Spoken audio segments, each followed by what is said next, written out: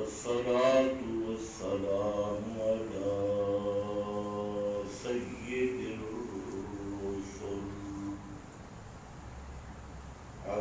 سيد الرسل وخاتم الأنبياء.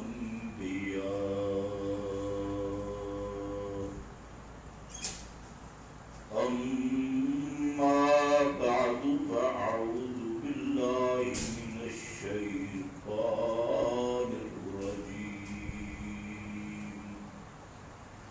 بسم الله الرحمن الرحيم.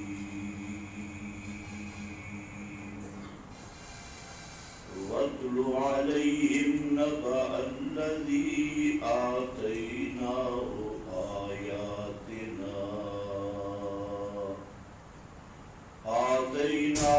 آياتنا فانسلخ منها فأتبعه الشيطان فكان من الغاوين. سبحان ربك رب العزة عما يصفون وسلام على المرسلين والحمد لله رب العالمين.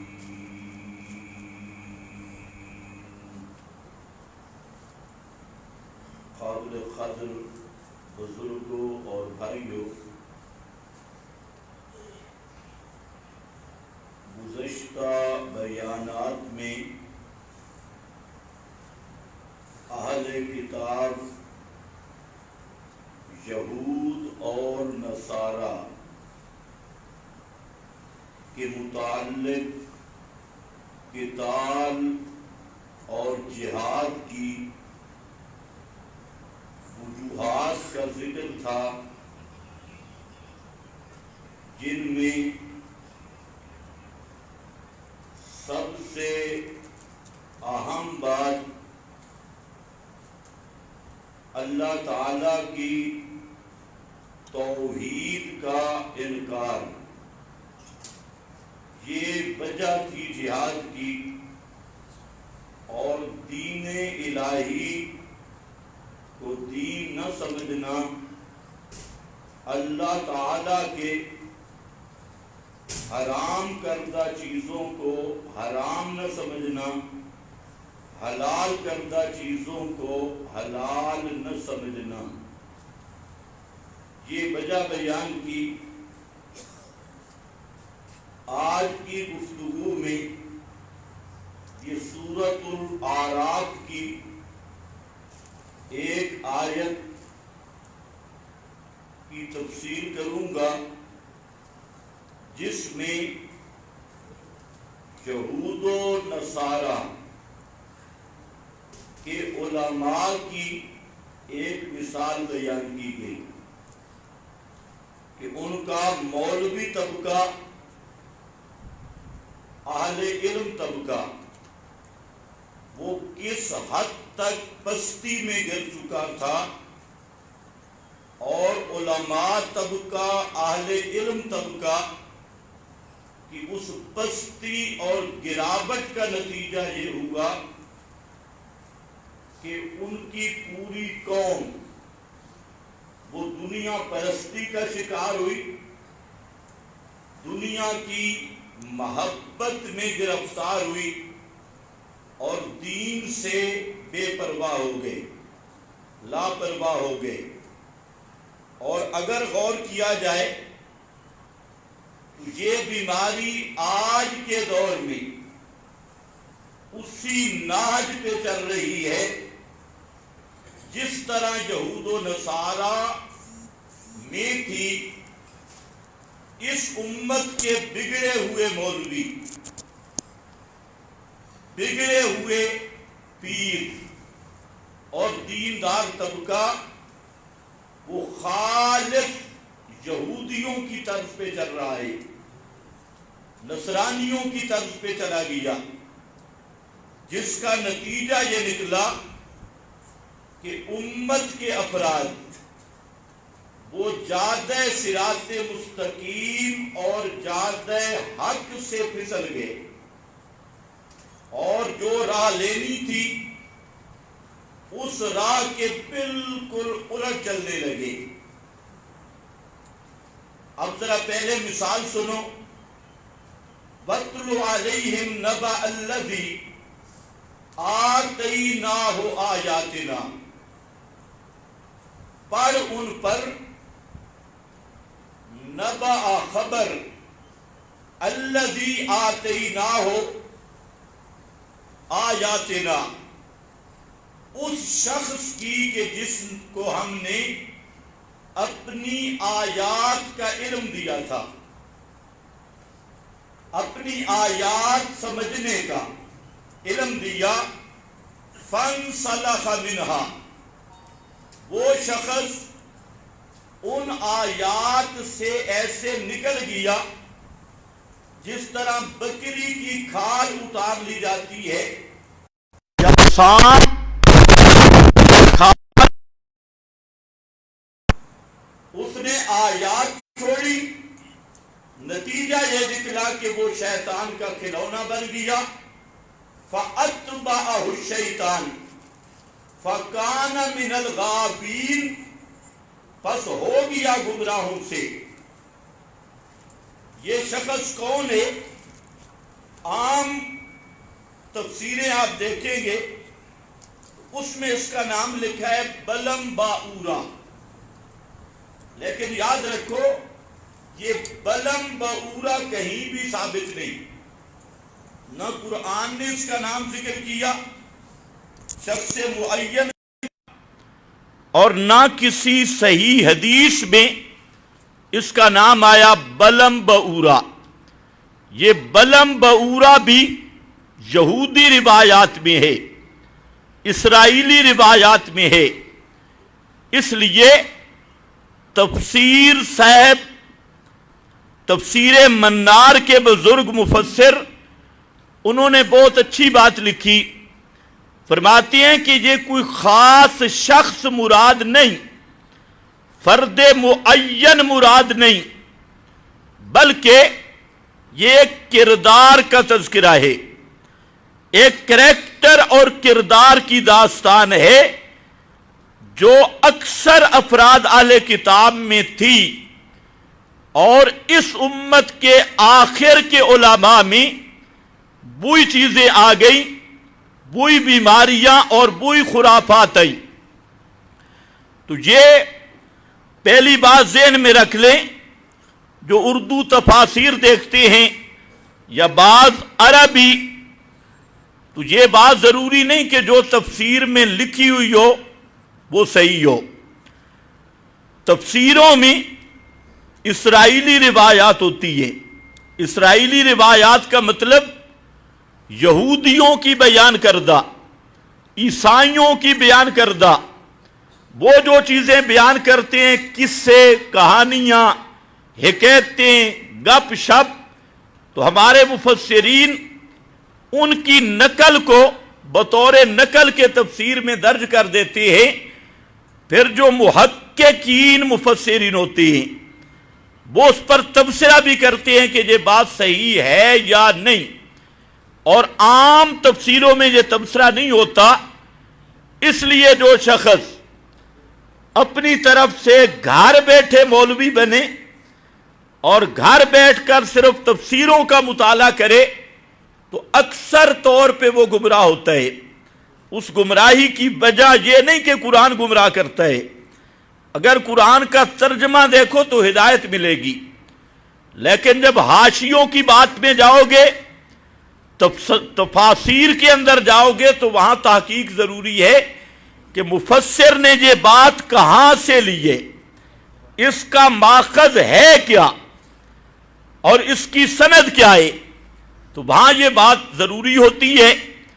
دوسرے نمبر پر امام احمد بن حنبل بڑے امام ہیں، اور بعض دیگر محدثین انہوں نے اس بات کی تصریح کی ہے کہ تفسیروں میں جو مواد روایات نقل کی گئی ہیں احادیث کے نام پر تو اس کا کوئی اعتبار نہیں جب تک ان احادیث کی سند صحیح ثابت نہ ہو جائے۔ صرف اتنا کافی نہیں کہ فلاں تفسیر میں یہ لکھا ہے، تو اہل تفسیر اور مفسرین وہ سند کا لحاظ نہیں رکھتے، سند کا لحاظ محدثین رکھتے ہیں۔ تو حدیث تلاش کی جائے گی محدثین کی کتب سے، تفسیری روایات دیکھ کر بڑے بڑے مرزا جہنمی بنتے ہیں، بڑے بڑے شیاطین گمراہ ہوتی ہیں۔ کوئی تفسیر دیکھی اور جی فلاں تفسیر میں یہ لکھا ہے، تو اس سے پوچھو تفسیر میں لکھا ہے یا قرآن میں لکھا ہے؟ اب مسئلہ یہاں پر بھی یہ ہے کہ یہ بلم بہورا کون تھا؟ مفسرین نے اس کو بلم بہورا لکھ کر پھر آگے واقعات کی بھرمار کر دی کہ یہ وہ آدمی تھا حضرت موسیٰ کے خلاف بد دعا کی، فلاں تھا فلاں تھا، اور کہتے ہیں بڑا مستجاب الدعوات تھا۔ یہ لفظ بھی عوام میں مشہور ہے، مستجاب الدعوات۔ تو مستجاب الدعوات کا کیا معنی ہے؟ کہتے ہیں فلاں آدمی وہ بڑا مستجاب الدعوات ہے، مطلب اس کی ہر دعا قبول ہوتی ہے۔ تو یاد رکھو یہ جھوٹ ہے کہ ایسا آدمی کہ اس کو مستجاب الدعوات بہی معنی کہا جائے کہ اس کی ہر دعا قبول ہوتی ہے، یہ خالص دروغ اور جھوٹ ہے۔ آپ یہ سمجھ لیں امام الانبیاء صلی اللہ علیہ وسلم کی ہر دعا قبول ہوئی؟ آپ صلی اللہ علیہ وسلم کی ہر دعا قبول ہوئی ہے؟ کچھ کو شک ہے۔ آپ صلی اللہ علیہ وسلم نے دعا کی کہ یا اللہ میری امت آپس میں نہ لڑے، یہ دعا قبول ہوئی؟ نہیں ہوئی۔ تو پھر امام الانبیاء سے بڑی شان والا کون ہے؟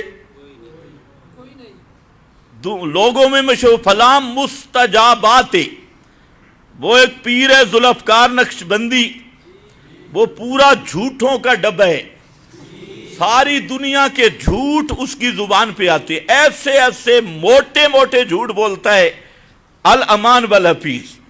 تو اس نے ایک لکھا جی فلاں بزرگ تھا وہ زمین پہ بولتا تھا، تو جو چیز وہ زمین سے منہ سے نکالتا تھا عرش پہ اسی کے مطابق فیصلہ ہو جاتا تھا۔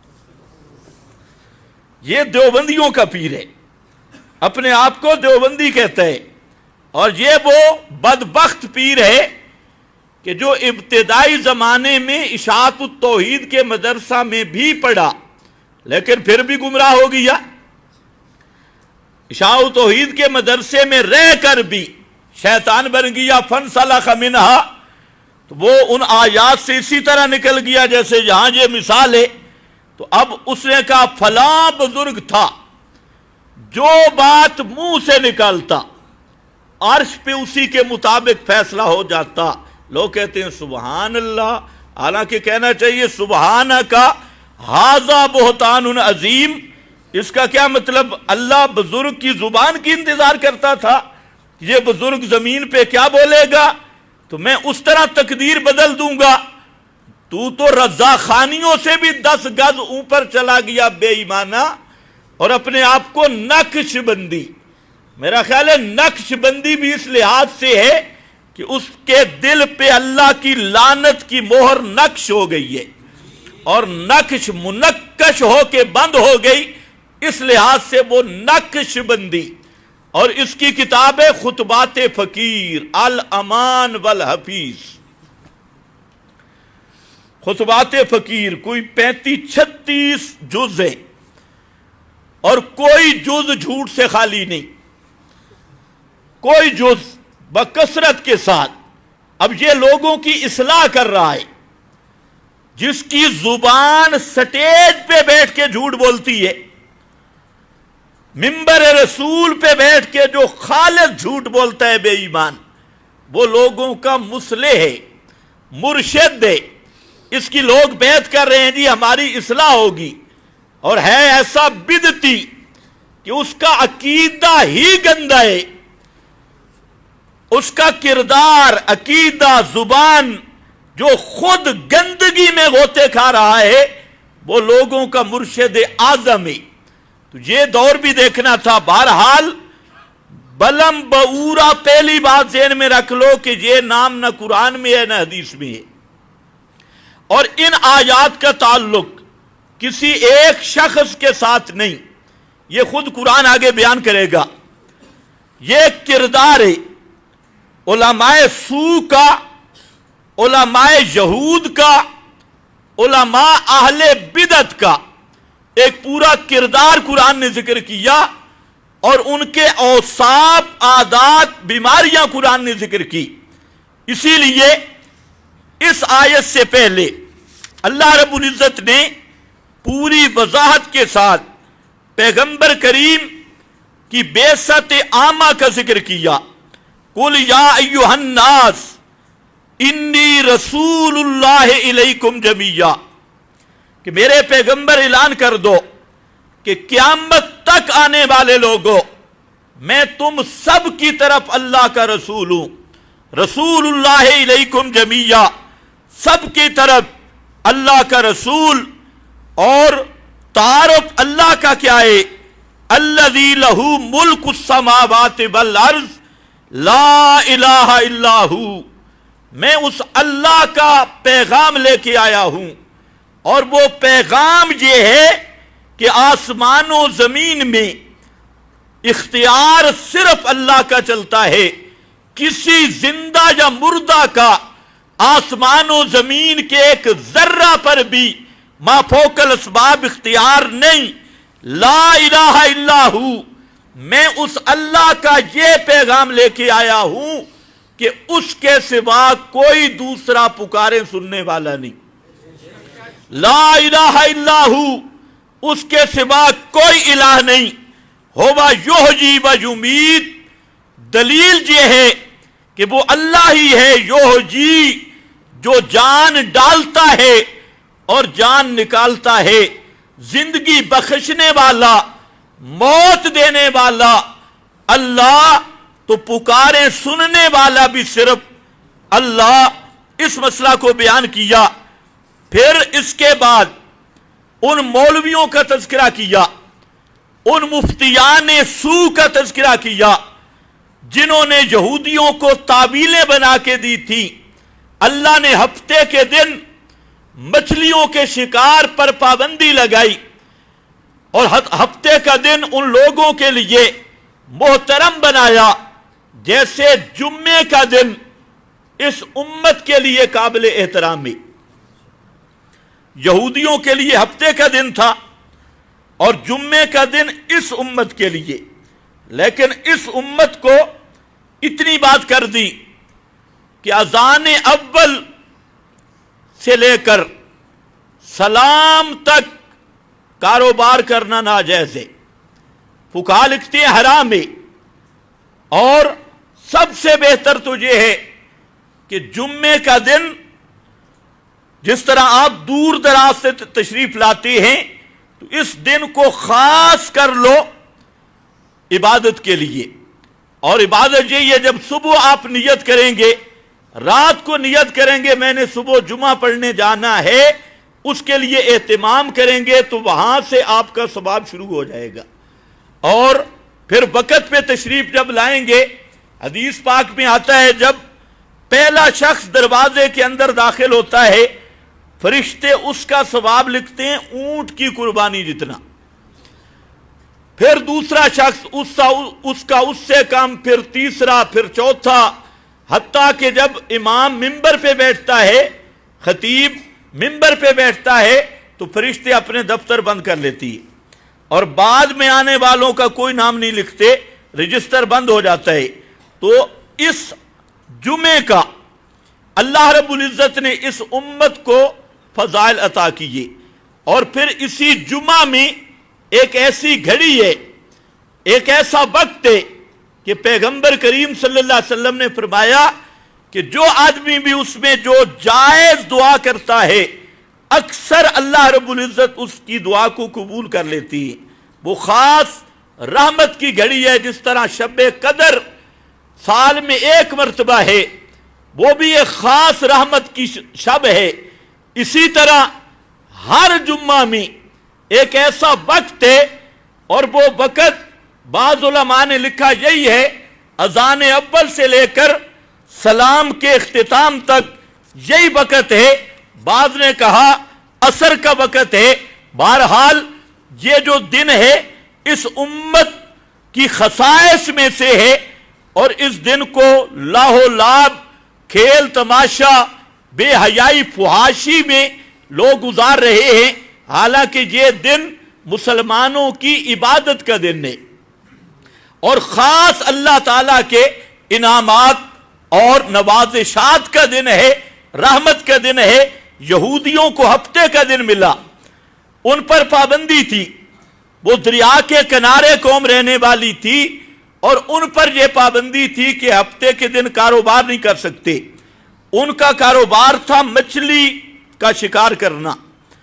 اللہ نے ان کو امتحان میں ڈالا، ہفتے والے دن مچھلیاں پانی کی اوپر والی سطح پہ چھلانگیں لگاتی۔ اب یہ بیچارے دیکھتے، اور شکاری شکار کو دیکھ کے خاموش نہیں رہ سکتا، تو یہ بڑے پریشان ہوتے، اور جو اتوار سوموار ان کے شکار کا دن ہوتا تو مچھلیاں غائب ہوتی۔ اب یہ گئے مفتیان کراچی کے پاس، وفاق المدارس کے بورڈ کی طرف، اور کہا جی حضرات علماء کرام، ان کا جو تھا، ہو سکتا ہے مولانا فضل الرحمان کے پاس گئے ہوں، کیونکہ انہوں نے بھی کافی ہیلے بنا رکھے ہیں۔ مریم نواز کے ساتھ جو تعلق ہے، کہتے ہیں میری بیٹی ہے، تو پھر تو ساری قوم کی بیٹیاں ہی ہیں، سب کو کھلی چھٹی ملنی چاہیے، کسی کی بہنیں ہیں، کسی کی بیٹیاں ہیں، دوسروں کے پر کیا پابندی لگا رکھی ہے؟ یہ ملک میں اسلام نافذ کریں گے اور اسلام کا دفاع کریں گے۔ خیر بہرحال یہ واقعات کا پس منظر سمجھو، ہو سکتے ہے ساتھ میں ان کا بھی تذکرہ ہو، اس پر غور کرنا ہے۔ قرآن کوئی ماضی کی کتاب نہیں، قرآن ہر زمانے کی زندہ کتاب ہے، آج بھی قرآن اسی طرح نافذ العمل ہے جو بوقت نزول قرآن نافذ العمل تھا۔ تو وہ مفتیوں کے پاس لے گئے، مفتیوں نے کہا بہترین ہیلہ، انہوں نے کہا کہ گڑھے خندقے کھود لو، گڑھے بنا لو پانی کے، تالاب، اور ہفتے کے دن جب مچھلیاں آئیں تو ان گڑھوں میں پانی چھوڑ دو۔ اب مچھلیاں اوپر ہوتی ہیں تو وہ گڑھوں میں آ جائیں گی، اور خبردار ہفتے کے دن شکار نہیں کرنا۔ ہفتے کے دن آپ بس جب مچھلیاں آ جائیں پیچھے سے ڈیم بند کر دو، اور اتوار والے دن تم شکار کرو، اللہ کے حکم پر بھی عمل ہو جائے گا۔ اللہ اللہ خیر صلاح ہیں، ہوں گے بھی متقی اور شکار بھی ہو جائے گا۔ یہ کس نے ہیلا کر کے دیا؟ مفتیوں نے، مفتیان کرام، علماء سو، انہوں نے یہ ہیلا کر کے دیا۔ جیسے آج یہ کمپنی وافر مقدار میں موجود ہے، ایک آدمی 3 طلاقیں دیتا ہے، اب وہ پھرتا ہے علماء کے پاس، ادھر گیا ادھر گیا، علماء کہتے ہیں 3 طلاقوں کے بعد اب رجوع نہیں ہو سکتا، تو نے شریعت کی حد پامال کی۔ پھر جاتا ہے یہودی مولویوں کے پاس، یا اہل حدیث، یا قادیانی، یا اس طرح کے لوفر پن مولوی فرقہ کے پاس، اس کے پاس جاتا ہے، وہ کہتے ہیں جی کیا ہوا؟ 3، کچھ کہتے ہیں غصے میں تھا یا پیار میں؟ کہتے ہیں خدا کی قسم تھا تو بڑے غصے میں، خدا کی قسم غصے میں تھا۔ وہ کوئی مسئلہ نہیں، 3 طلاقیں ایک ہوتی ہے۔ اب کیا مسئلہ ہے؟ اب وہ کاغذ لے کے پھرتا ہے، 3 طلاقیں ایک ہوتی ہے، اور کوئی دلیل پوچھے، دلیل نہیں، بس آخر وہ بھی مولوی ہیں، انہوں نے بھی تو داڑھی رکھی ہوئی ہے۔ تو میں کہتا ہوں یہ بھی مولوی تھے جنہوں نے پرمٹ بنا دیا، کہ ہفتے کے دن تالاب میں مچھلیاں چھوڑ دو، شکار اتوار والے دن کرنا ہے۔ تو مولوی تو یہ بھی تھے، بڑے بڑے علماء تھے، انہوں نے یہ ہیلا بنا کے دیا۔ اسی طرح بے شمار مسائل، آج کل تو فتویٰ بیچا جاتا ہے، کوئی پیسے والا آ جائے، مفتی صاحب جیبے کی طرف دیکھتے ہیں، کیسا آدمی ہے، مسئلہ اس کی مرضی کے مطابق، اور کوئی غریب آ جائے اس کی بات بھی نہیں سنتا۔ تو مسئلہ جب دین کو بیچا جا رہا ہو تو اس کو یہودیت نہ کہیں تو کیا کہیں، یہ وہی پرانی یہودیت ہے۔ اور آج تو صرف فتویٰ نہیں، مولوی مردہ کو بھی بیچ دیتا ہے، جنازے کے پیسے لیتا ہے، نکاح کے پیسے مولوی لیتا ہے، کفن مردے کے اچھاڑ مولوی لے جاتا ہے، کول 40 میں ہیلا اسکات کے ڈرم مولوی لے جاتا ہے، اور تم خوش ہو ہمارے مردے بخشے گئے۔ بخشے تمہارے مردے نہیں گئے، مولوی کا یہ جو جہنم ہے یہ بھر گئی ہے، یہ بطنے پاک مولوی کا یہ بھرا ہے لیٹر بکس، تو تمہیں پتہ نہیں کیا ہے۔ خیر بہرحال ان کا تذکرہ کیا کہ اتنے بے ایمان آتے ہیں کہ اللہ کے احکام میں تعویلیں شروع کر دی، غلط ہیلا بازی، اور اللہ کے احکام کے مقابلے میں ٹال مٹول اور نئی شریعت سازی کی بنیاد رکھی اور اللہ کی شریعت کو بدلا۔ اس واقعہ کو یہاں قرآن پاک نے ذکر کیا۔ پھر فرمایا خلف من بعدہم خلف، صاحبزادگان کا تذکرہ کیا، مولویوں کے صاحبزادے۔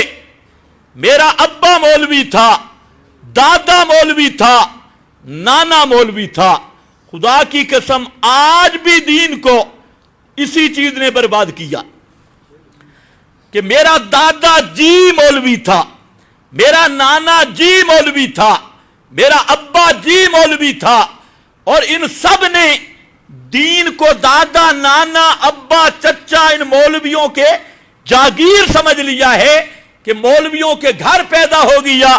یہ کون ہے جی؟ صاحبزادہ، صاحبزادہ، اور یہی تھے خلف من بعدہم خلف، وہی صاحبزادگان جو انبیاء کے بعد آئے، نیک لوگوں کے بعد آئے، مولویوں کی اولاد، انبیاء کی اولاد، لیکن ایسے نالیک جنہوں نے دین کو بدل دیا اور اپنے مفاد کی خاطر مشن کو لات مار دی، اپنی ذاتی اناد کی خاطر اناد اور ضد کی بنیاد پہ پورے مشن کی تذلیل کی، پورے مقصد کی تذلیل کی۔ یہ وہی صاحبزادگان کا دور ہے۔ اللہ خیر کرے، آج جس دور میں ہم زندہ ہیں تو جس طرف بھی دیکھو صاحبزادگان ہی کا قبضہ ہے۔ انجام گلستہ کیا ہوگا؟ ہر شاخ پہ الو بیٹھا ہے، ہر شاخ پہ الو بیٹھا ہے، بالکل ان پڑھ، الف کو کلی سمجھنے والے اور انگوٹھے لگانے والی قوم۔ پیروں کو دیکھو تو یہ جی کون ہے؟ صاحبزادہ صاحب، اس کا ابا مولوی تھا، اور اب تو کہتے ہیں پنجابی میں جماندروں پیر ہے، جماندروں۔ یہ آیا ہی پیری لے کے، ماں کے پیٹ سے آیا پیری، اور ساتھ پیری جبہ بھی لے کے آیا، پورا پیر۔ اور اسی طرح مولویوں کا طبقہ دیکھو، پیر، صاحبزادگان، اور خطیب تو الامان والحفیظ، سب کبوں کی طرح۔ پوچھو کیا؟ صاحبزادے، یہ بھی صاحبزادہ، وہ بھی صاحبزادہ، یہ بھی صاحبزادہ۔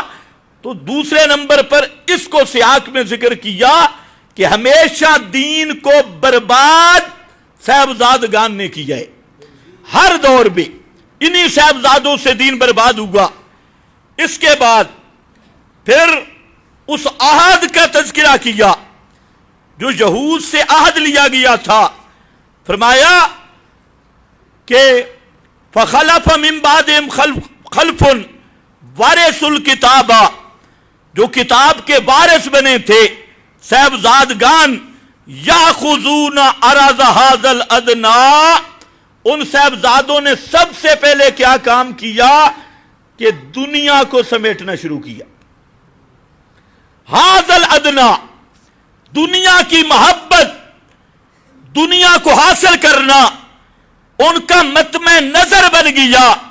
وَيَقُولُونَ، اور جب ان سے کہا جاتا کہ اتنی بدماشی کر رہے ہو، دین کو بیچنا شروع کیا ہے اور دین کی تذلیل شروع کی ہے، تو آگے سے کہتے ہیں سَيُغْفَرُ لَنَا، ہماری بخشش ہو جائے گی، کیونکہ ہمارا دادا ولی اللہ تھا، ہمارا نانا بڑا تھا، ہمارا ابا جی بڑا مولوی تھا. سَيُغْفَرُ لَنَا إِن يَأْتِهِمْ عَرَضٌ مِثْلُهُ يَأْخُذُوهُ، اگر جتنی دنیا انہوں نے حاصل کی اتنی اور بھی مل جائے اس کو بھی یہ لے لیں گے. تو فرمایا الم یوخذ علیہم میثاق الکتاب، اور صاحبزادو تم سے اللہ نے وعدہ نہیں لیا تھا، تم سے اللہ نے وعدہ نہیں لیا تھا. وہ وعدہ کیا تھا؟ اللہ یقولوا علی اللہ الا الحق، کہ مسئلہ صاف رکھو گے، مسئلے میں ملاوٹ نہیں کرو گے. کیا یہ وعدہ نہیں تھا اللہ کا؟ اور تم نے کیا کیا؟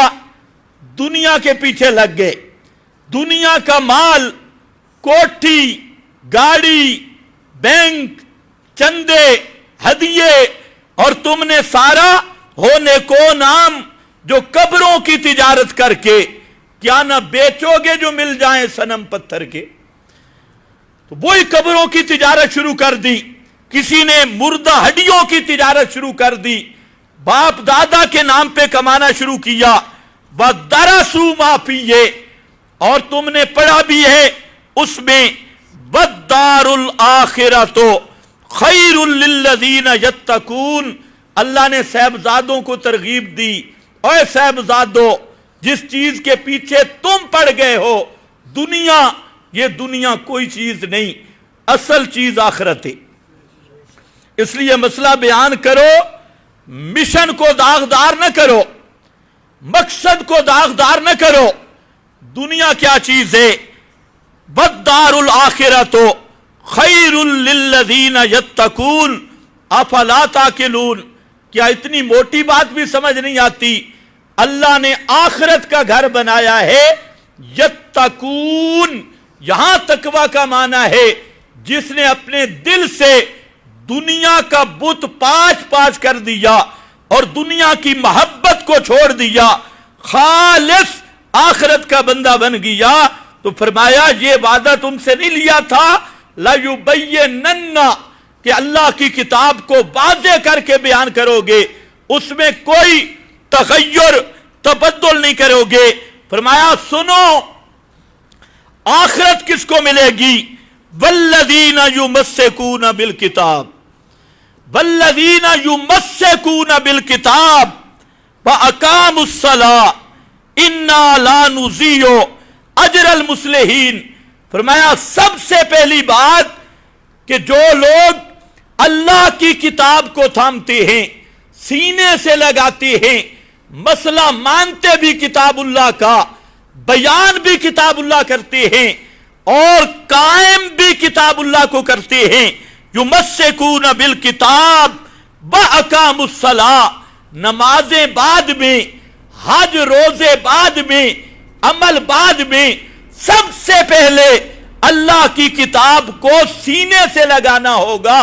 یمسکون بالکتاب، عقیدہ کتاب اللہ کے مطابق اور نظریہ کتاب اللہ کے مطابق. تو فرمایا اب عمل کرو گے تو میرے نزدیک اب تم ہو مصلحین.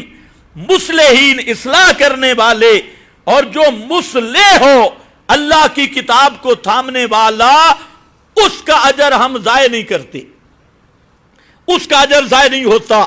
یہ بھی یہی سیاق ہے. پھر عہد الست کا ذکر کیا کہ الست بربکم، یہ عہد لیا گیا تھا. اس سیاق کے بعد اس آیت کو قرآن نے ذکر کیا. اب اس سیاق کے مطابق سمجھ رہے ہیں آیت, کوئی بلم بہورا لانے کی ضرورت نہیں.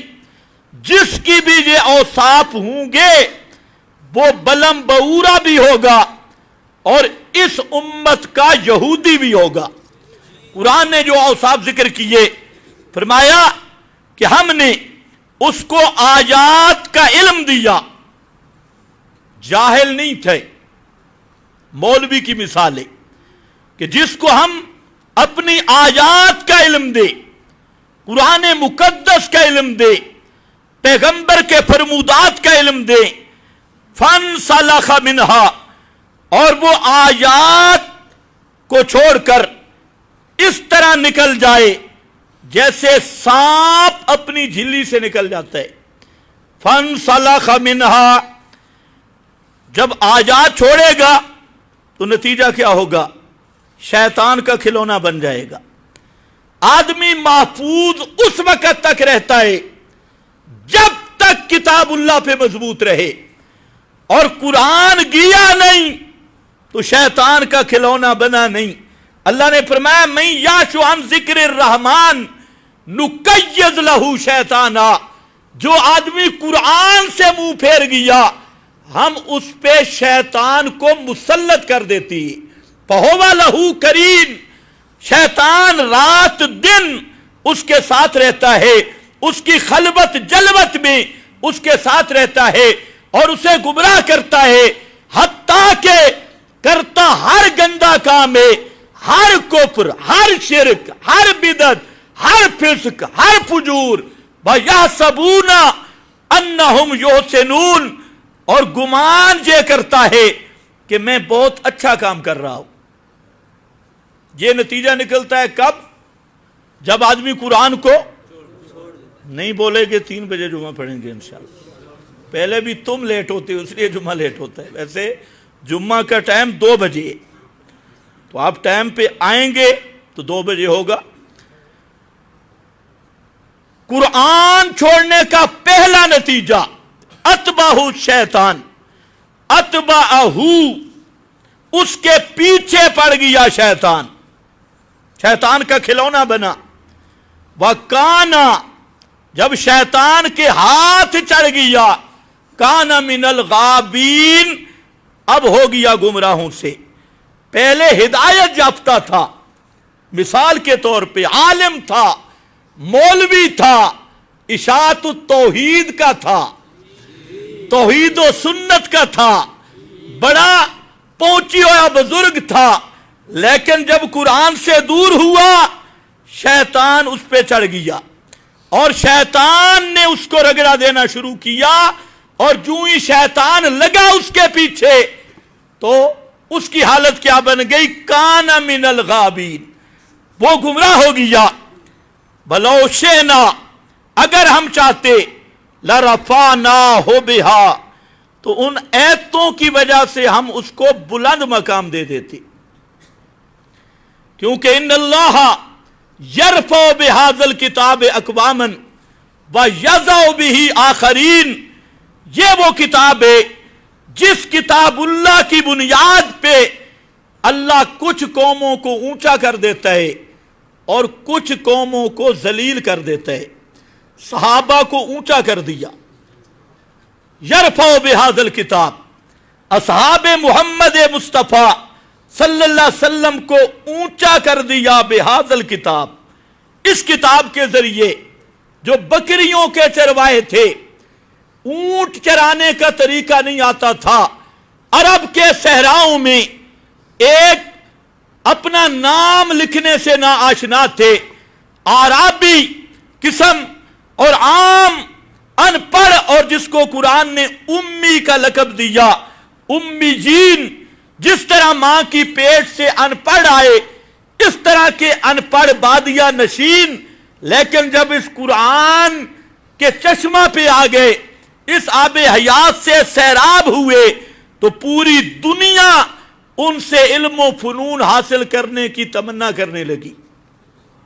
اتنے اونچے ہو گئے, اتنے اونچے ہو گئے, جو بادشاہوں کو خط لکھ رہے ہیں, دنیا کی سپر سپر طاقتوں کو خط لکھ رہے ہیں کہ خبردار، یا تو اسلام لے آ یا پھر جزیہ قبول کر، ذلت قبول کر اور اپنے آپ کو ہمارے حوالے کر دے، اگر دو نہیں تو تیسرا کام ہے پھر تلوار اٹھا۔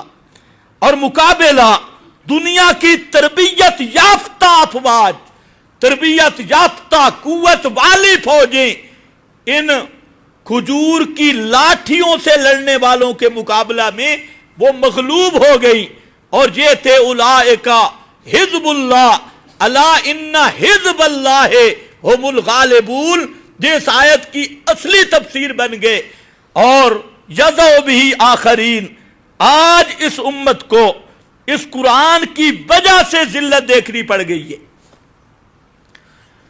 کہ آج دنیا میں اگر کوئی ذلیل قوم لوگوں کی نظروں میں ہے تو مسلمان ہے، ہر طرح سے بے آسرا، ہر طرف سے مظلوم، ہر کافر کا مذاق بنا ہوا، استہزاء بنا ہوا، یہ وہ قوم ہے جن کے اسلاف ہزاروں میل دور بیٹھ کے وہاں بیٹھ کے آرڈر جاری کرتے، اور ہزاروں کلومیٹروں پر ان کا اتنا ٹکڑا، خط کا ٹکڑا دنیا کی سپر طاقتوں کی نیندیں حرام کر دیتا تھا۔ اور آج کا مسلمان وہی طاقتیں امریکہ سے بیٹھ کے اپنے ہاؤس میں بک بک کرتی ہیں، اور آپ کے یہ حکمران گیدڑ کمپنی ان کے یہاں وضو ٹوٹ جاتی ہے، اور وہ ان کا صدر وہاں وائٹ ہاؤس میں پہنچتا ہے، اور یہ اس کو سجدہ کرنے کے لیے یہاں سے استنجا کرنا شروع کر دیتے ہیں کہ اب کون سا آرڈر ہوگا۔ کسی قوم کی ذلت کی اس سے بڑھ کے تصویر کوئی نہیں ہوتی کہ قوم دوسروں کی اس طرح غلام بن جائے کہ ان کے اشاروں کا انتظار کی منتظر رہے، ان کے ابرو کے اشارے کی منتظر رہے۔ آج وجہ یہی ہے یضع به آخرین، اس قرآن کو امت نے چھوڑا، اللہ نے امت سے اپنی نصرت کا ہاتھ چھوڑ دیا، اور پوری دنیا میں مسلمان ذلیل ہو رہا ہے۔ عراق، شام اور ہندوستان، برما، پوری دنیا، فلسطین، ہر جگہ پہ مسلمانوں کو مار پڑ رہی ہے، اور وجہ صرف اور صرف یہ ہے آج کا مسلمان ٹی وی دیکھنے کے لیے وقت ہے، فیس بک جیسی شیطانی کے لیے اس مسلمان کے پاس وقت ہے، رات کو 8-9 گھنٹے بے حیائی اور فحاشی پر پروگرام دیکھنے والا نوجوان، اس کو وقت ہے، لیکن پورے دن میں ایک آیت قرآن پاک کی سمجھنے کا اس کے پاس وقت نہیں ہے، اور قرآن کو وقت دینا اس کے پاس ہے ہی نہیں، اور دین، مسجد، مدرسہ اس کی طرف تو آنے کے لیے موڈ ہی نہیں اس کا، تو پھر یہ اللہ کے عذاب کی صورت ہے، یہ کوڑا برستا رہے گا، کبھی کس شکل میں، کبھی کس شکل میں، جب تک امت بیدار نہیں ہوتی کافر اسی طرح مارتے رہیں گے، اسی طرح پیٹتے رہیں گے، اور امت بیدار ہو جائے تو آج بھی وہی قرآن موجود ہے، اور وہی اللہ کی نصرت موجود ہے جو بدر میں آئی یا احد میں آئی۔ فرق اتنا ہے وہ لوگ معزز تھے زمانے میں مسلمہ ہو کر، اور تم خار ہوئے تارے کے قرآن ہو کر، صرف اتنا فرق ہے۔ تو خیر فرمایا ہم نے اس کو آیات دی، یہ قرآن کا ہر واقعہ عبرت پر مبنی ہے، اس کو سوچتے آؤ، مولوی بھی تھا، آیات دی، مواحد بھی تھا، اس کو ہم نے مسئلہ بھی دیا، لیکن اس کے باوجود فانسلخ، وہ ان آیات سے نکل گیا۔ مطلب یہ ہے کہ آیات سے فائدہ نہیں اٹھایا، کیونکہ یہ اللہ کی آیات اور نشانیاں چاہے وہ کسی کتاب اللہ کی بھی ہوں تو سب سے پہلا سبق دیتی ہے دنیا کی محبت دل سے نکالتی ہے۔ اگر ساری زندگی قرآن پڑھا پڑھایا کلمہ پڑھا پڑھایا اور دنیا کا بت دل سے نہیں نکلا، دنیا پرستی کا یہ بھوت دل سے نہیں نکلا، تو اس کو قرآن نے نفع نہیں دیا اور اس نے قرآن سے نفع نہیں اٹھایا۔ قرآن، اور آج جس دور میں ہمیں قرآن کو کاروبار بنا دیا گیا، کاروبار بنایا گیا، حالانکہ قرآن کا سبق یہ تھا کہ دنیا پرستی کے بت کو نکالو، ہوس پرستی کے بت کو نکالو، لیکن آج قوم قرآن کو ذریعہ وطن بنا رہی ہے، ذریعہ سمن بنا رہی ہے، ذریعہ تجارت بنا رہی ہے۔ خطیب قرآن کا تاجر ہے، مدرس بنا ہے، قرآن کا تاجر ہے، امام خطیب بنا ہے، قرآن کا تاجر ہے، اور کہیں حافظوں کی ٹولی بیٹھی ہے، قرآن کے تاجر، ختموں پہ کھانا پینا ان کا گزارا یہ ہے، صبح دعا کرتے ہیں یا اللہ کوئی چودھری مرے، کوئی چودھری مرے، جس طرح وہ گرجیں مردوں کی تلاش میں ہوتی ہیں، ناک سے سونگ کر فلانی جگہ پہ بھینس مر گئی، گائے مر گئی، وہ ریڈار ان کو اطلاع دیتے آ جاؤ، اسی طرح یہ اس گائے بھینس کی جگہ یہ حافظ بدتی یہ تلاش کرتے ہیں فلانی جگہ پہ چودھری مر گیا، 40 دن کی روٹی ہماری کھری ہو گئی، فلاں دن پہ اور کوئی بڑا ملوک مر جائے تو ماشاءاللہ، تو یہ دعائیں کرتے ہیں یا اللہ جانے دو، تو اللہ کرتا ہے، کیونکہ اللہ نے جہنم بھی بھرنی ہے، 40 دن کے اندر اندر کوئی نہ کوئی ملک چلا جاتا ہے۔ اب مولوی صاحب بے فکر ہیں، بال بچے کی روزی کھلی ہوئی ہے۔ خیر بہرحال فانسلخ منہا، ان سے نکل گیا، شیطان اس کے پیچھے لگا، گمراہ ہو گیا۔ اگر ہم چاہتے تو ہم اس کو آیات کی وجہ سے بلند مقام دے دیتے، اور یہ بلندی کیسے ملتی ہے؟ یہ قرآن سے وفاداری کے ساتھ، اللہ کی کتاب سے وفاداری کے ساتھ۔ فرمایا وَلَٰكِنَّهُ، اب بیماری آئی، وَلَٰكِنَّهُ، لیکن وہ ظالم آیات، توحید، معرفت الہی، مسئلہ حق سمجھنے کے بعد بھی اس پہ قائم نہ رہا، اس کی قدر نہیں سمجھی۔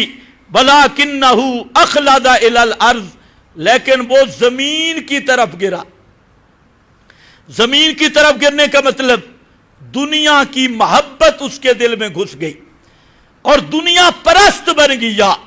أَخْلَدَ إِلَى الْأَرْضِ وَاتَّبَعَ هَوَاهُ، اور اپنی خواہش نفس کے پیچھے چلا، پیغمبر کی پیروی چھوڑ دی، اپنی ہوا کے پیچھے چل پڑا۔ یہ وہ مثال اس شخص کی ہے، ہوا ہو فَمَثَلُهُ كَمَثَلِ الْكَلْبِ، اس کی مثال، اس مولوی، عالم، مباحد اور اپنے آپ کو مسلمان کہنے والے کی مثال کلمہ گو کی مثال ہے۔ مَثَلُهُ كَمَثَلِ الْكَلْبِ، اس کا حال ہے کتے والا۔ کون سا حال ہے؟ یہ گالی ہے، یہ قرآن ہے، ترجمہ دیکھنا، یہ سورۃ الاعراف پڑھ رہا ہوں۔ اخلد الی الارض مثلہ کمثل الکلب، اس کی مثال کتے جیسی مثال ہے، اس کا حال کتے کے مشابہ حال ہے۔ اب سوچو کتے میں کیا خرابی ہوتی ہے؟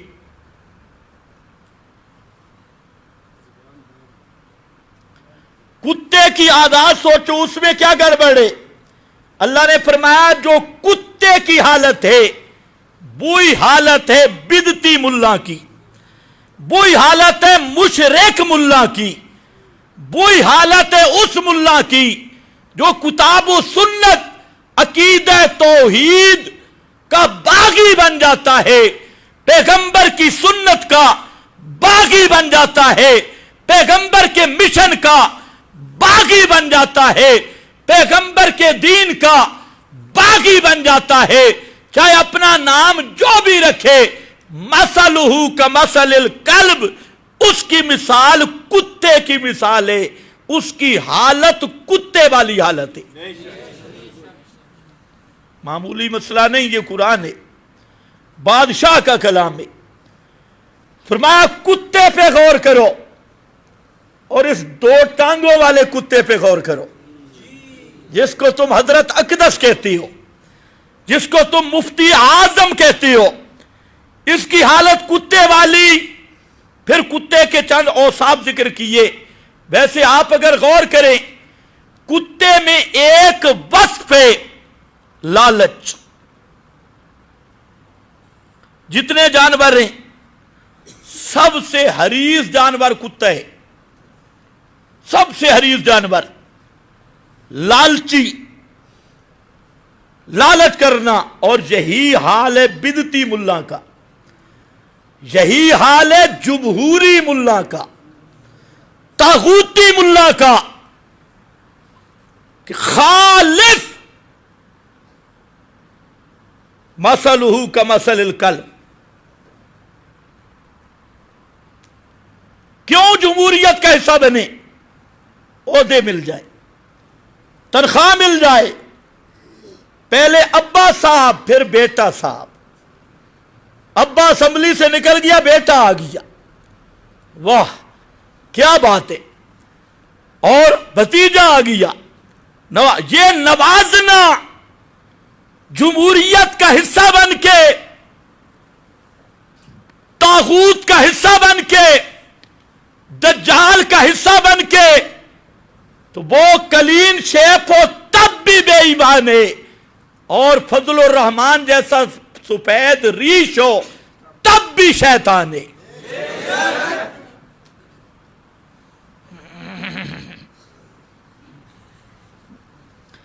दूसरा, कुत्ते में फर्क नहीं होता, काले रंग का वो भी कुत्ता, सफेद रंग का वो भी कुत्ता। वो तो पाक होता होगा सफेद रंग का कुत्ता, और रंग कोई भी हो, रंग सुर्ख हो तब भी कुत्ता है, रंग काला हो तब भी कुत्ता है, रंग सफेद हो तब भी कुत्ता है। इधर ये भी जमहूरी हो तब भी कुत्ता है,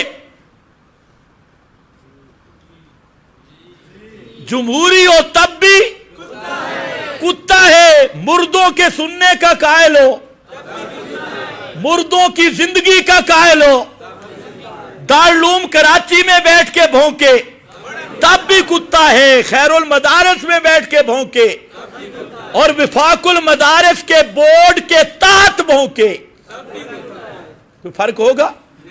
नहीं यार, ये सख्ती नहीं करनी चाहिए, कोई रंग का फर्क करो। एक काला कुत्ता है वो तो पलीत है, और सफेद कुत्ता वो पाक होता है। सुर्ख कुत्ता आप बोलते नहीं तो मैं बुलवाऊं जब तक नहीं का तकरीर नहीं खत्म होगी। अब तो तकरीर शुरू हो रही है। रंग, अच्छा फिर खैबर पख्तूनख्वान में कुत्ता कुत्ता है तो वो पंजाब के आके बुजुर्ग बन जाएगा? पंजाब में जो कुत्ता है खैबर पख्तूनख्वान में जाके बुजुर्ग बन जाएगा? ये अजीब बात है, लोगों को इतनी समझ नहीं आ रही। कहते हैं तो कुत्ता लेकिन रंग तो सफेद है ना, सफेद रंग का कुत्ता लिहाजा पाक होगा। और बिदती कुत्ता है, चाहे वो सफेद रंग पे हो तब भी पलीत, काले रंग पे हो तब भी पलीत, सुर्ख रंग पे हो तब भी पलीत। कुत्ता कभी पाक हो सकता नहीं। अच्छा, होटल वाला कुत्ता तो पलीत होगा, लेकिन महल वाला कुत्ता वो तो पाक होगा। इमरान खान ने जो कुत्ता रखा हुआ है वो तो पाक होगा? नहीं होगा। सख्ती तो नहीं हो रही यार, कुछ फर्क करो। सारे कुत्ते पलीत हैं। अगर सारे कुत्ते पलीत हैं तो फिर सुन लो, अपने अकीदे से गद्दारी करना और अहले बिदत की ताजीम करना, चाहे वो बिदती काले रंग का हो, सफेद रंग का हो, और बिदतियों को اپنے ساتھ جا خود بدعتیوں میں عقیدے میں جوڑ پیدا کرنا، یہ کرنے والا بھی بلم بورا ہے اور نرا پلیت اور شیطان ہے۔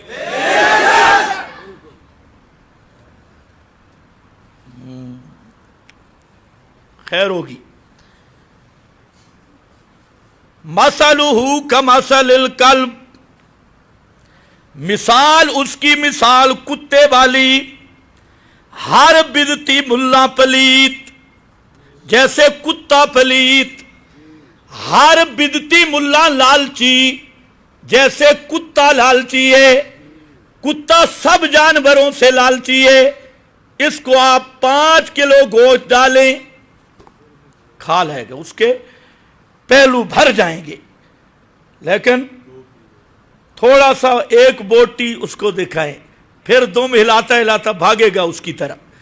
اسی طرح بدعتی ملائیں، اس کو آپ جتنا بھی مال کھلا دیں، ختم شریف پر، کول 40ویں پر، قبروں کی مجاورت پر، پیر ہے، جتنا ہدیہ نذرانہ اس کو دے دیں، خدا کی قسم اس کا پیٹ نہیں بھرتا۔ وہ پھر یہ بھی کہتا ہے اچھا جی یہ گائے مجھے بڑی پسند آئی ہے، یہ بھینس مجھے بڑی پسند، حتیٰ کہ گھڑی مجھے بڑی پسند آئی ہے، جوتی مجھے بڑی پسند آئی ہے۔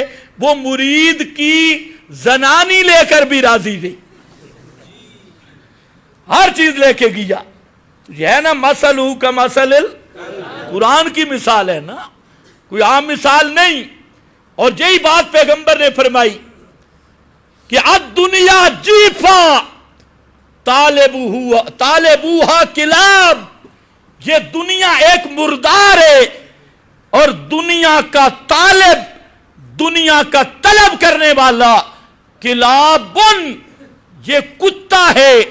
اور دوسرے مقام پہ احمد رضا نے فتاوی رضویہ میں بھی اس کو نقل کیا، فرمایا اہل البدعۃ ہم کلاب اہل النار، جو بدعتی ہے وہ جہنم کا کتا ہے، پیغمبر کا فرمان کلاب اہل النار۔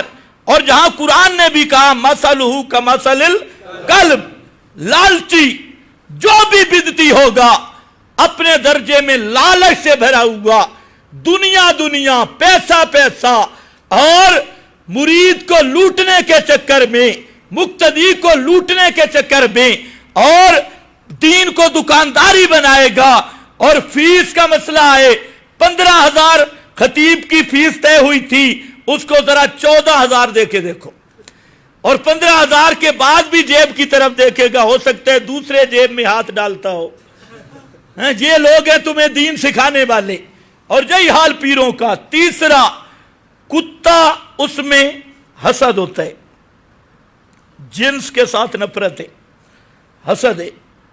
کتا کتے کو برداشت نہیں کرتا، کتا کتے کو برداشت، ادھر ہڈی ڈالو نا تو دونوں کی پھر لڑائی دیکھو۔ اسی طرح بدعتی ملا دنیا کی خاطر، جب دنیا پرستی آ جاتی ہے تو پھر جماعتیں ٹکڑے ٹکڑے ہونا شروع ہو جاتی ہے۔ جب تک اللہ کی محبت اور اللہ کا خوف اور مشن سے وفاداری ہو، جماعتیں نہیں ٹوٹتی۔ اور جب دنیا پرستی اور دنیا کی محبت آ جائے تو لازمی نتیجہ حسد پیدا ہوتا ہے، اور جب حسد آ جائے ذاتیات کی جنگ شروع ہو جاتی ہے۔ اور جب ذاتیات کی جنگ ہو تو جس طرح بیل لڑ پڑے تو پنجالی کو توڑ کے رکھ دیتے ہیں، اسی طرح ملا کی جب فطرت خراب ہوتی ہے تو وہ پھر جماعت جماعت نہیں رہتی، حالات حالات نہیں رہتے، امت کو توڑنا شروع کرتے ہیں، اور توڑتے بدعات کے رنگ میں ہیں۔ ہر بدعتی ملا کی الگ الگ بدعت کی فیکٹری ہوگی، الگ الگ طریقے ہوں گے۔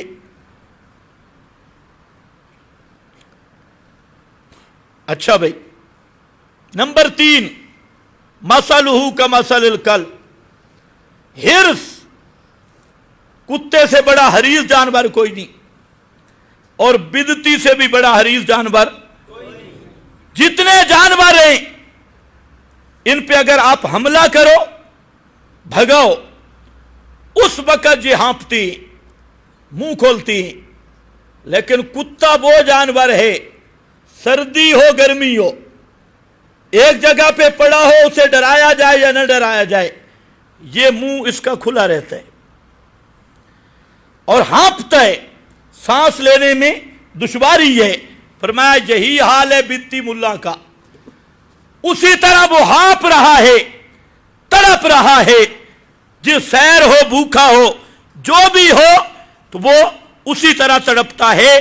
تو فرمایا بتبا ہوا ہو فمثلہ کمثل الکلب ان تحمل علیہ یلہث، او فرمایا اگر اس پہ حملہ کرے تو تب بھی لاس، تب بھی ہانپتا ہے، یا اس کو چھوڑ دے، یلہث ذالک مثل القوم، یہ کسی شخص کی بات نہیں، کسی معین فرد کی بات نہیں، ذالک مثل القوم الذین کذبوا بآیاتنا، یہ ہر اس آدمی کی مثال ہے جو اللہ کے قرآن کو چھوڑ دے، کتاب اللہ کو چھوڑ دے اور کتاب اللہ کے مقابل محاذ قائم کر دے۔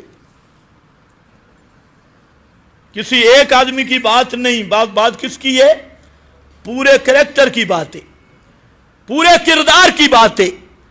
آج آپ غور کرو، یہاں پر اللہ نے ہمیں یہ مسئلہ سمجھایا کہ اے لوگوں، حق کا راستہ وہ ہے جو کتاب و سنت سے ثابت ہے، پیغمبر کا راستہ وہ ہے جو قرآن اور سنت سے ثابت ہے، اور اس کے مقابل سب کے سب راہ بدعت کے راستے ہیں، اس کے مقابل ہر راستہ اتباع ہوا کا راستہ ہے، غوایت کا راستہ ہے، ضلالت کا راستہ ہے، اور جو بھی ضلالت کے، بدعت کے راستے، گمراہی کے راستے پہ چلنے کا عادی ہے، وہ آدمی اس کی مثال کتے کی طرح ہے، وہ قابل اتباع نہیں۔ اس سے علماء نے مسئلہ لکھا ہے، کوئی عالم بھی اس کی اندھی تقلید نہیں کی جا سکتی۔ کیوں کہ عالم کبھی یہ بھی ہو جاتا ہے فن سلخا، وہ علم سے نکل بھی جاتا ہے۔ یہ نہیں کہ اگر عالم غلطی کرے اس سے آنکھیں بند کر لی جائیں، پیر غلطی کرے اس سے آنکھیں بند کر لی جائیں، یہ اسلام کی تعلیم نہیں ہے۔ اسلام کی تعلیم تو یہ ہے کہ خلیفۃ المسلمین منبر پہ کھڑے ہوتے ہیں اور تقریر کرنے لگتے ہیں، آگے سے ایک آدمی کھڑا ہوتا ہے اور کہتا ہے جناب تقریر بعد میں کرنا، پہلے یہ بتا کہ یہ کرتا آپ کا پورا کیسے ہو گیا ہے، ہمیں جو چادریں ملی ہیں ہمارے کرتے تو پورے نہیں ہوئے، اور تیرا کرتا پورا کیسے ہو گیا؟ یہ سوال عوام کر رہی ہے، اور کر کس سے رہی ہے؟ اس امیر المومنین سے کہ پورا کفر جن کے نام سے لرز جاتا ہے، اس امیر المومنین کے سامنے دنیا کفر جس خطاب کے بیٹے سے، فاروق اعظم سے دنیا کا کفر لرزتا ہے، اس کے سامنے آدمی کھڑا ہو جاتا ہے اور کہتا ہے جناب تقریر بعد میں کرنا، پہلے ذرا کرتے کا حساب دے دو۔ اور پھر اس کا عدالت بھی سبحان اللہ، یہ نہیں کہا کہ بعد میں قاضی کے پاس آؤ تنہائی میں جواب دوں گا، نہیں، اسی منبر پہ کھڑے ہو کے اپنے بیٹے کو کہا میرا بیٹا کھڑے ہو اور بیان کرو۔ تو ابن عمر کہتے ہیں کہ مجھے جو حصہ ملا تھا نا میں نے ابو کو دے دیا ہے، اور وہ کپڑے مل کر یہ کرتا بنائے۔ یہ ہے اصل اسلام۔ آج میں وقت نہیں، تفصیل کسی وقت کروں گا۔ کل میں نے کراچی کے ایک مفتی کا کلپ سنا، میں حیران ہو گیا، جس کو شیخ الاسلام بولتی اور کوئی اس کو بڑا متقی اور تقی کہتا ہے، کانا تقیہ، اور بڑا مفتی صاحب ہے اور سب اس کی تعریفیں کرتی ہیں۔ وہ مفتی صاحب मिंबर पे बैठ के झूठ बोल रहा था, शेखुल इस्लाम साहब। और वो झूठ क्या कि फलाना बुजुर्ग नबी करीम अलैहिस्सलाम की कब्र पे गया और उसने कहा या रसूल अल्लाह, मैं जब दूर था तो अपना जिस्म भेजा, अपना रूह भेजा करता था सलाम के लिए, और अब आपके रोजा पे आके मैंने जिस्म को हाजिर किया है, लिहाजा मेहरबानी फरमाओ हाथ बाहर निकालो ताकि मैं मुसाफहा कर लूं। तो आपने अपना हाथ मुबारक बाहर निकाला और उस बुजुर्ग ने मुसाफहा किया। हजारों आदमियों ने देखा तो इंतहाई लिहाज के साथ कराची के मुफ्तियों से मेरा सवाल है कि इस वाकया की सही सनद पेश करो।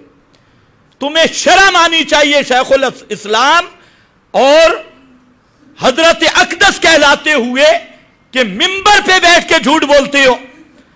और झूठ भी ऐसा, ये किस हदीस में वाकया आया कि मुअर्रिखीन लिखते हैं, तो कौन सा झूठ है जो मुअर्रिखीन ने नहीं लिखा। और मुझे ताज्जुब इस बात पे है कि जिस आदमी को हम बड़ा मोतदिल समझते हैं बाकी मौलवियों में से, मुफ्ती तकी, ये वो बयान कर रहा है। तो इसलिए गुजारिश मुफ्ती तकी की खिदमत में भी ये है कि आप इतने बड़े मुफ्ती होकर ये झूठ बोलते हुए खुदा से नहीं डरे। तुझे अपनी आखिरत का कोई फिक्र नहीं हुआ।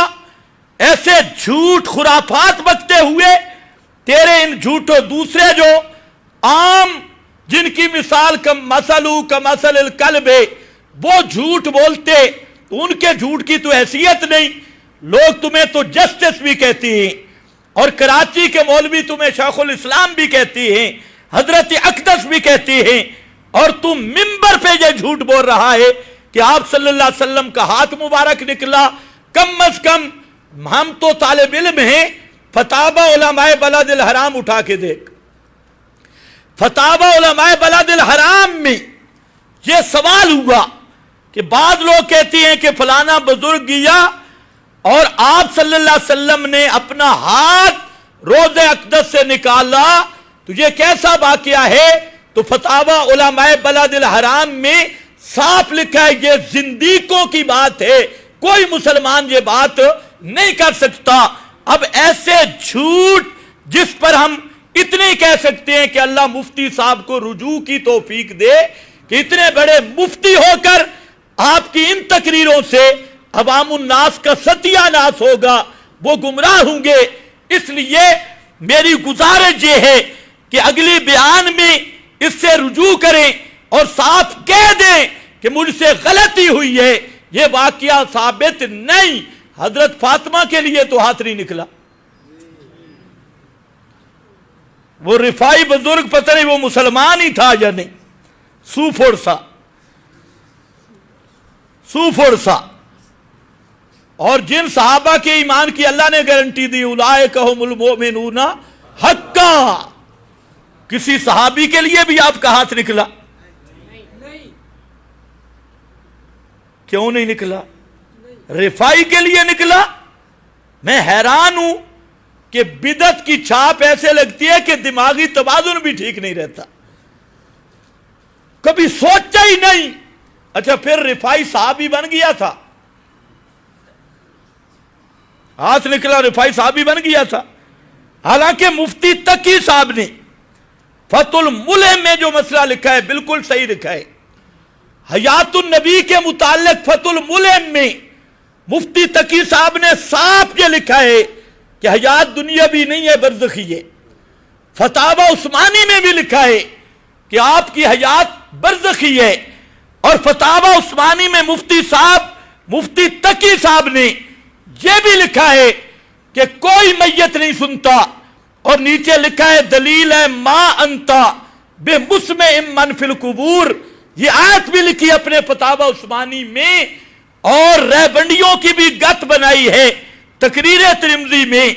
तो इसलिए मैं गुजारिश ये करना चाहता हूं कि उनसे गलती हुई और इस गलती का इजाला रुजू से हो सकता है, वरना किताबों में कहता है हयात बरज़खी है اور موت کے بعد کوئی سما بھی نہیں اور ہے بھی برزخ کی حیات دنیا کی بھی نہیں، اور جہاں تقریروں میں آ کر رفاعی کے لیے ہاتھ نکلا، اب تو مفتی صاحب کو وضاحت کرنی چاہیے کہ رفاعی صحابی بن گیا تھا جی؟ کیوں نہیں بنا؟ آپ کی مجلس میں ایمان سے جانے والا صحابی ہے، آنکھوں سے دیکھنا شرط نہیں ہے۔ حضرت عبداللہ ابن ام مکتوم تو نابینا تھے، پھر بھی صحابی ہے۔ مولویوں نے ہیرا پھیری کی ہے، جس نے دیکھا ہو، دیکھنا کوئی شرط نہیں، لیکن رفاعی نے تو دیکھ بھی لیا نا ہاتھ، مجلس بھی ہاتھ دیکھا۔ اب ہمارا سوال ہے کہ مفتی صاحب رفاعی بابا صحابی بنا تھا یا نہیں؟ اور کہتے ہزاروں لوگوں نے وہاں دیکھا، پٹواری نے رجسٹر میں نام بھی درج کیے ہوں گے، شناختی کارڈ، ہزاروں لوگوں نے دیکھا۔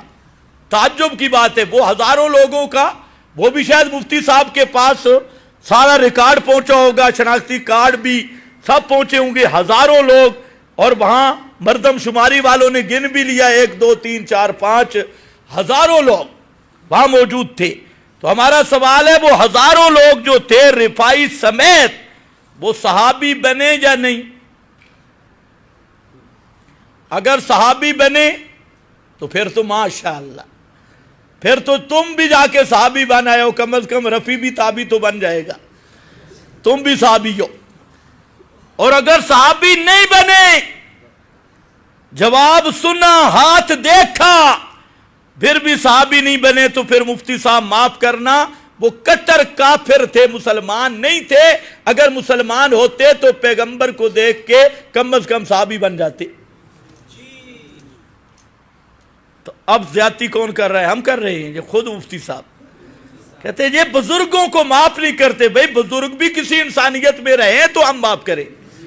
جب بزرگ اس طرح انسانیت سے اتر جائیں کہ منبر پہ بیٹھ کے جھوٹ بولے، تو بابا ہم کسی کو اس طرح معاف نہیں کرتے جو پیغمبر کے دین کی دھجیاں بکھیرتا جائے اور تم اوپر اس کو کوڑ دیتے جاؤ۔ شیخ الاسلام، حضرت اقدس، مفتی اعظم اور جسٹس ٹیرسٹس، وہ اس سٹیج سے بچ نہیں سکتا جب تک رجوع نہیں کرے گا۔ ہم کچھ عرصہ انتظار کریں گے کہ مفتی صاحب کو اللہ رجوع کی توفیق دے اور صاف عوام کے سامنے کہہ دے کہ میرے سے غلطی میں میں نے جھوٹ بولا ہے، وہ بے سند واقعہ ہے، اس واقعے کی کوئی سند نہیں۔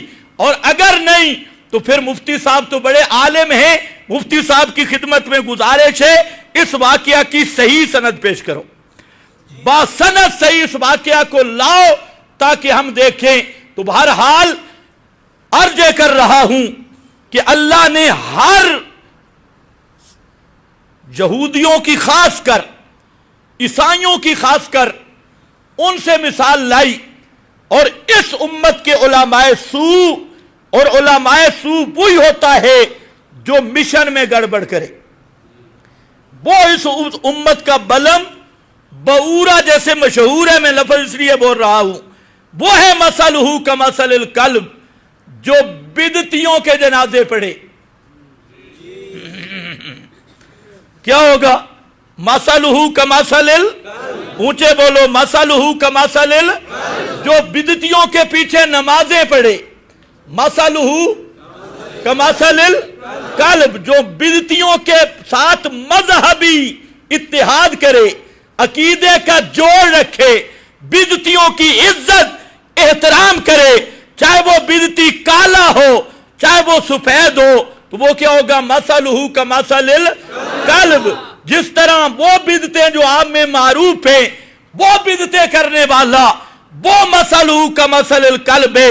ایسے کتے کو اپنے مذہبی رسومات میں شریک کرنا، جو ان کی مذہبی رسومات میں شریک ہونے والا بھی کم از کم اس کی مثال بھی مثلہ کمثل الکلب فانسلخ منہا، چاہے اپنے آپ کو مواحد کہے یا اپنے آپ کو کوئی اور چیز کہے، مسئلہ بالکل صاف ہے۔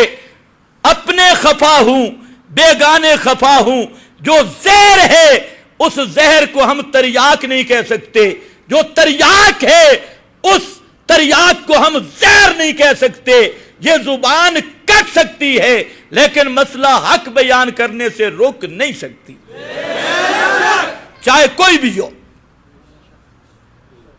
ٹھیک ہے کہ نہیں؟ تم میں بھی جو صوفی ہیں بے شک جمعہ چھوڑ جاؤ۔ ہاں، صوفیوں کا جہاں وضو برقرار رہنا بہت مشکل ہے۔ ہاں، وہی آؤ جو پکے توحید و سنت کے گاہ کو اور صحیح کتاب و سنت کے گاہ کو۔ باقی انشاءاللہ یہاں سے تمہید ہو گئی۔ سب سے بڑا مثلہ کمثل الکلب کا مصداق آج کا جمہوری ملا ہے۔ کون سا ملا؟ جمہوری ملا، چاہے پی ٹی آئی کے ساتھ لگا ہوا ہو یا فضل الرحمان کے ساتھ لگا ہوا ہو، سب سے بڑا مثلہ کمثل الکلب کا مصداق اور علماء سو کا سرغنہ وہ ہے جو جمہوریت کو دین سمجھے بیٹھا ہے، طاغوتی نظام اس کو کندھا دینے والا ہے۔ پورا قرآن دیکھ لو، اول سے آخر تک قرآن مقدس نے 28 مقام پر جمہوریت کی دھجیاں بکھیر کے رکھ دی ہے۔ 28 وہ مقام ہیں قرآن مقدس کے جو جمہوریت کے طاغوت، جمہوریت کے بت اور جمہوریت کے حبل کو پاش کر رہے ہیں۔ اب کسی طریقہ سے بھی جمہوریت کا حصہ بننے والا، کالے رنگ کا، سفید رنگ کا جو بھی ہو، قرآن کی بولی میں اسے کہیں گے مثلہ کمثل لوگڑی کتا، خالص کتا، مثلہ کمثل الکلب۔ مسجد کا کام شروع ہو چکا ہے الحمدللہ۔ پیچھے میں نے اعلان کیا تھا تو اللہ نے ہمارے ایک ساتھی کو توفیق دی، اس نے اس کو قبول کیا۔ اللہ آپ میں بھی جذبہ پیدا کر دے اور آپ کو بھی مسجد کا تعاون کرنے کی اللہ توفیق دے۔ مجبور اس لیے نہیں، توفیق سے ہوتا ہے۔